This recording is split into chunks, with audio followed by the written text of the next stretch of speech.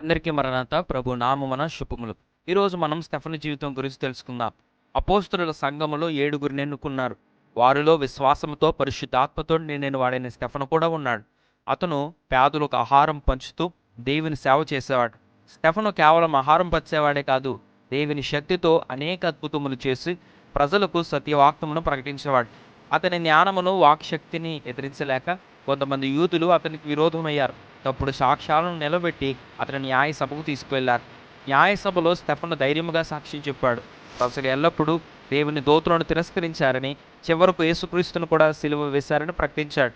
ప్రజలంతా కోపంతో రగిలిపోతుండగా స్టెఫను పరలోకాన్ని చూశాడు. ఆయన అన్నాడు, నేను పరలోకము తెరిచి దేవుడి కుడి పార్శ్వమున నిలిచి ఉన్న మనిషి కుమారుని చూచుచున్నాను. వారు స్టెఫను పట్టుకొని పట్టణం వెలుపలికి తీసుకువెళ్ళి రాళ్లతో కొట్టారు. మరణ సమయంలో కూడా అతని ముఖం దేవుని వెలుగుతో మెరిసింది. రాళ్ళు వేసిన వారిని చూసి స్టెఫను ఇలా ప్రార్థించాడు, ప్రభువా, వీరి పాపమును వారికి లెక్కించవద్దు. అలా ప్రార్థిస్తూ ఆయన పరలోకానికి చేరాడు. స్టెఫను జీవితం మనకు విశ్వాసంలో నిలబడటం, సత్యం కోసం ధైర్యంగా నిలవటం, పరిశుద్ధ జీవితం గడపడం, శత్రువును కూడా క్షమించడం నేర్పుతుంది. ఆయన మరణ సమయంలో కూడా స్వర్గ దృష్టి కలిగి ఉన్నాడు. కాబట్టి మనము విశ్వాసముతో, ధైర్యముతో, క్షమించు మనస్సుతో దేవునికి ప్రియమైన వారుగా జీవిందాం. ఈ మాటలు దేవుడు మన హృదయములో దీవించునుగాక. ఆమేన్.